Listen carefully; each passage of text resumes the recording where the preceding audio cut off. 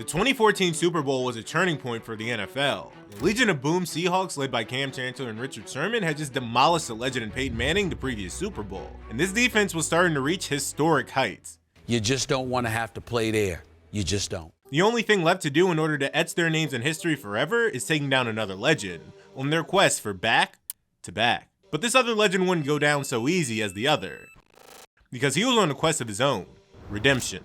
Against the odds, Tom Brady and the Patriots have made it back to the Super Bowl for the first time in 3 seasons, but we're looking to win their first championship in a decade. The 2007 Super Bowl loss put a rip in Superman's cape, but the 2011 loss to that very same team almost tore him apart completely. And like I said, we just came up a little short.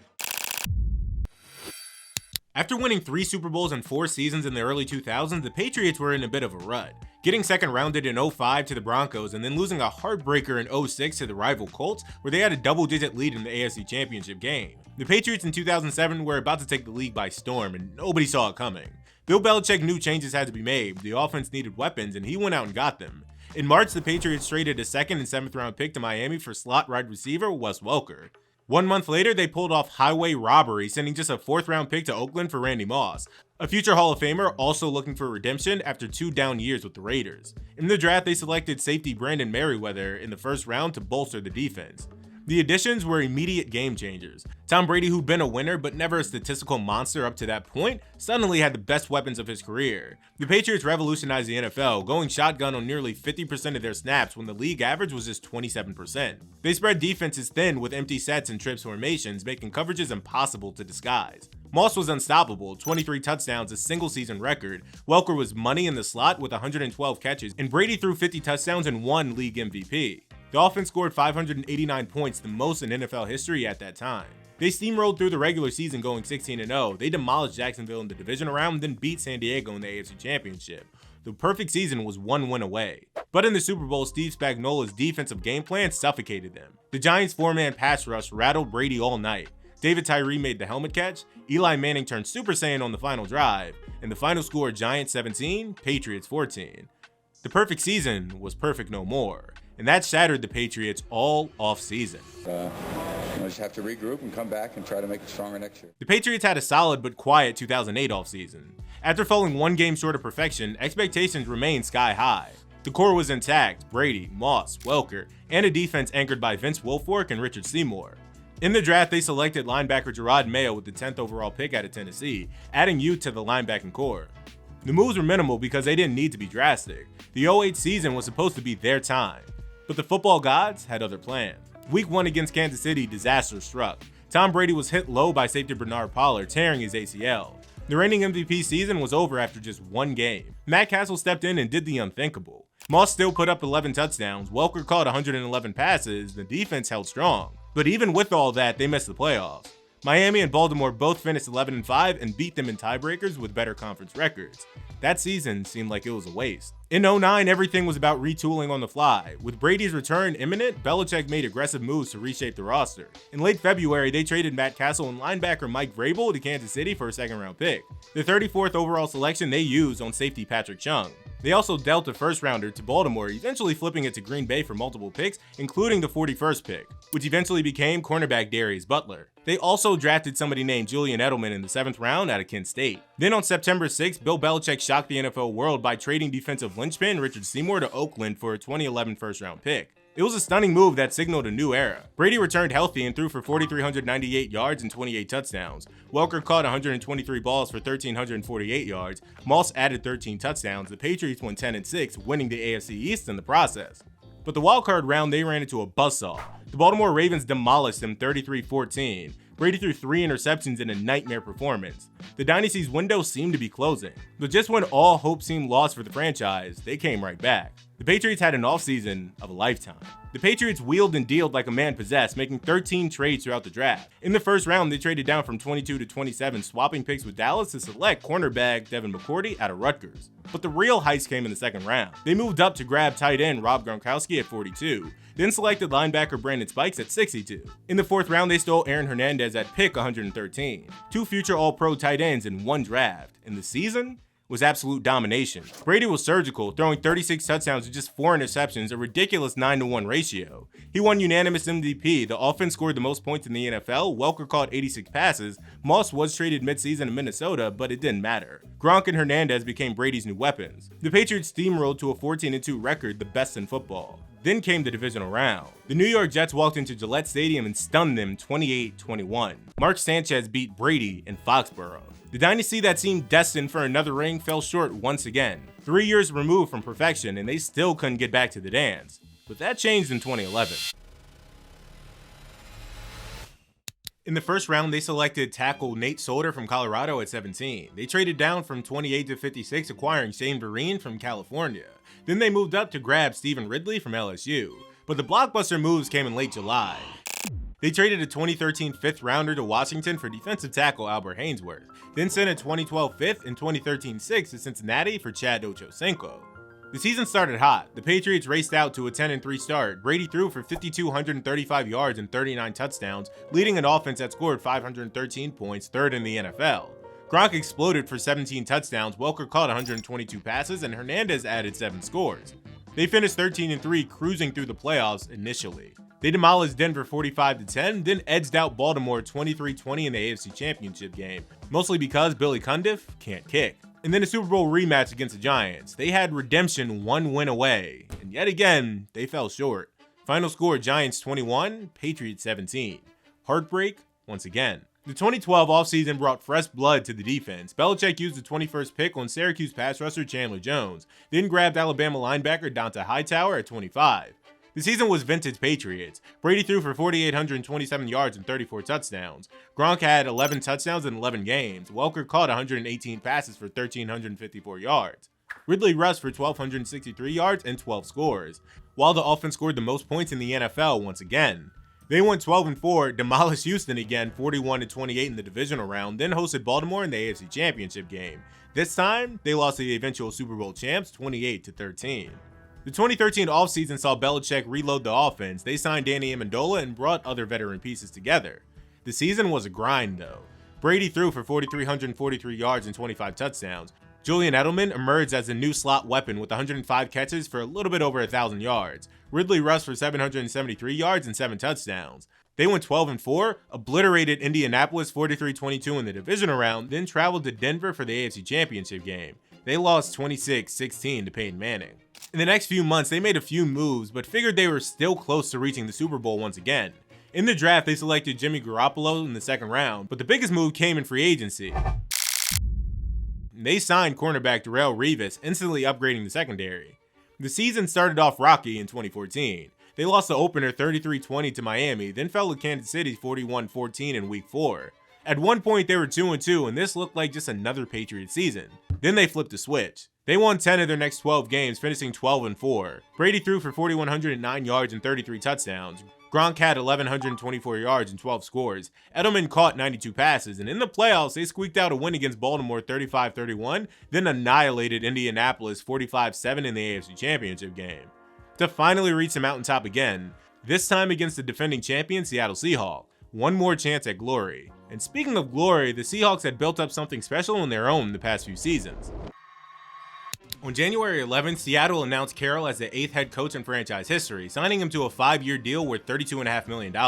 The former USC coach brought energy, optimism, and a vision for building through the draft, and immediately the culture started to shift. New GM John Schneider went to work, making a crazy 13 trades throughout the offseason. They selected tackle Russell Okung at 6 and safety Earl Thomas at 14, 2 foundational pieces. In the second round, they traded up to grab wide receiver Golden Tate at 60. But the real steal came later. In the 5th round, they made a pick that would define their defense. Safety Cam Chancellor at pick 133. The wheeling and dealing didn't stop there. They traded for pass rusher Chris Clemens from Philadelphia, sent a 4th rounder to Tennessee for running back Leon Washington, and flipped picks to acquire quarterback Charlie Whitehurst from San Diego. The season? A 7-9 record that somehow won the NFC West. Matt Hasselbeck threw for just over 3,000 yards. Marshawn Lynch, acquired midseason from Buffalo, provided a spark. Then came the wildcard round. The Beastquake. Lynch's 67-yard touchdown run against the defending champion Saints became instant legend. Seattle won 41-36. They lost to Chicago in the divisional round, but the foundation was set. The Legion of Boom was being formed. The 2011 offseason was about building on that foundation. Pete Carroll and John Snyder continued their aggressive approach, making multiple trades to maximize draft capital. In the first round, they selected tackle James Carpenter at 25, but the real magic happened again later in the draft.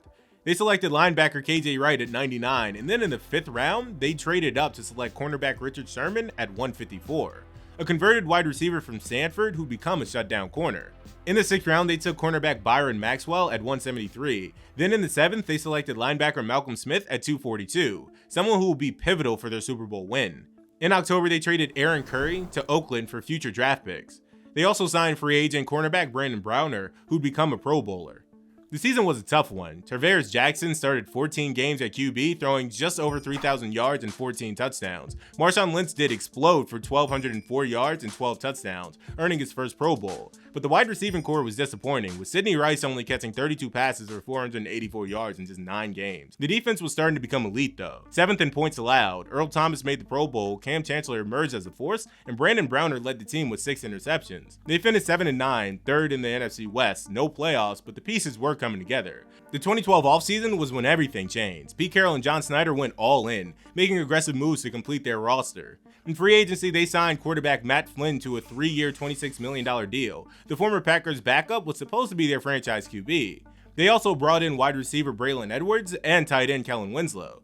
Then came the draft. They traded down from 12 to 15, swapping picks with Philly to select pass rusher Bruce Irvin.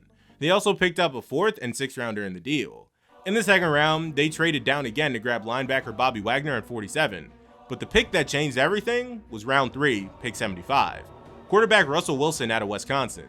The 5'11 dual threat wasn't supposed to start, but he won the job in training camp. And that season was magical. Wilson threw for 3,118 yards and 26 touchdowns with just 10 interceptions, getting Offensive Rookie of the Year votes. Lynch rushed for 1,590 yards and 12 touchdowns, making first team All-Pro. The defense was suffocating, first in points allowed at 15.3 points per game. Sherman made first team All-Pro with 8 interceptions, Earl Thomas earned Pro Bowl and first team All-Pro honors, and Wagner had 140 tackles as a rookie. They went 11-5, won a wildcard game against Washington, then lost a heartbreaker to Atlanta 30-28 in the divisional round. They were just 1 year away. 2013, everything came together. The 2013 offseason was about adding the final pieces. In March, they made a blockbuster trade, sending away their 1st, 7th, and 2014 3rd rounder to Minnesota for wide receiver Percy Harvin, a dynamic playmaker to complement their offense. In April, they traded away Matt Flynn to Oakland for a 2014 5th rounder and a conditional pick. But the season? They were spitting in everyone's butt. Russell Wilson threw for 3,357 yards and 26 touchdowns with just 9 interceptions, earning his first Pro Bowl nod. Marshawn Lynch rushed for 1,257 yards and 12 touchdowns, making another Pro Bowl. Golden Tate caught 64 passes for 898 yards and 5 TDs. But the defense was legendary. They allowed just 14.4 points per game, first in the NFL. Richard Sherman made first team All-Pro again. Earl Thomas earned first team All-Pro again and finished 3rd in Defensive Player of the Year voting. Cam Chancellor made the Pro Bowl with 99 tackles. They went 13-3, demolished New Orleans 23-15 in the divisional round, then beat San Francisco 23-17 in the NFC Championship game after being tested by a star receiver named Michael Crabtree. And in the Super Bowl, Peyton Manning waited with the record-breaking Broncos offense at his back. The Seahawks crushed the Broncos though, 43-8, and wasn't even close after half. Honestly, the first snap showed us all we needed to know about that game, with Malcolm Smith, a former 7th round pick, winning Super Bowl MVP. But the Seahawks weren't done yet. They were hungry for a repeat. The defense was still historic, and they wanted to prove they weren't just a one-hit wonder. In the offseason, they traded away Percy Harvin to the Jets in October for a 2015 6th rounder after just 5 games. In the draft, they selected wide receiver Paul Richardson at 45 and tackle Justin Britt a few picks later at 64. The season was a slods fest. Wilson threw for 3,475 yards and 20 TDs. Lynch rushed for 1,306 yards and 13 touchdowns, earning another Pro Bowl nod. The defense remained elite, first in points allowed at 15.9 points per game. They went 12-4, beat Carolina 31-17 in the divisional round, then pulled off a miracle against Green Bay in the NFC Championship game. Down 19-7 with under 3 minutes left, the Seahawks came all the way back, including a touchdown to take the lead with just over a minute remaining, after getting a crazy onside kick recovery. They would eventually win 28-22 in overtime off a Russell Wilson moonball. And then the stage was set. Legion of Boom versus Tom Brady and the Patriots. Back-to-back championships was 1 win away. Or was it time for the Patriots to overcome their demons and win for the first time since The Incredibles came out in 2004? Brady would have to become superhuman to overcome this historic defense. However, the beginning of this game was anything but super. February 1st, 2015, University of Phoenix Stadium in Glendale, Arizona. The defending champion Seattle Seahawks versus the New England Patriots, a clash between the Legion of Boom and Tom Brady's quest for redemption. The game started slow, a scoreless first quarter. Then the second, Brady found Brandon LaFell for an 11-yard touchdown with a little bit under 10 minutes left. Patriots are now up 7-0. Seattle answered. Marshawn Lynch punted from 3 yards out with 2:16 left, tied at 7. Brady struck back immediately, hitting Rob Gronkowski for a 22-yard touchdown with under a minute remaining in the first half. But Russell Wilson wasn't done. With just a few seconds left before halftime, he found Chris Matthews, an undrafted receiver who'd never caught an NFL pass before this game, for an 11-yard touchdown. Tied at 14, heading into the break. The third quarter belonged to Seattle. Steven Hauska drilled a 27-yarder, then Wilson hit Doug Baldwin for a 3-yard touchdown with 4:54 left. Seattle had a 24-14 lead, which held all the way to the fourth quarter. The Patriots were on the ropes, but Brady, as he always does, delivered. He found Danny Amendola for a 4-yard touchdown with 7:55 left in the fourth. Patriots were within 3, 24-21. Then right before the 2-minute warning, Brady hit Julian Edelman for a 3-yard touchdown. Patriots are now up 28-24. Seattle had one last chance. Wilson drove them down the field, hitting Jermaine Kearse for a miraculous juggling catch at the 5-yard line with 1:06 left, first and goal. Lynch ran it to the 1-yard line, second and goal. And with 26 seconds left, beast mode in the backfield, everyone in the stadium knew what was coming. Except Seattle didn't hand it to Lynch. Wilson dropped back, threw a slant to Ricardo Lockett, and Malcolm Butler did the rest. The Patriots had done it. 28-24, Tom Brady's 4th ring, Bill Belichick's 4th championship. The Seattle Seahawks dynasty, 1 yard away from back-to-back titles, ended in the most heartbreaking way imaginable. Pete Carroll's decision would haunt Seattle forever. Brady finally became a world champion once again. And little did we know, this would only be the beginning of the second run. So there you have it, the Super Bowl that revived the dynasty. Thanks for watching, and subscribe if you're new.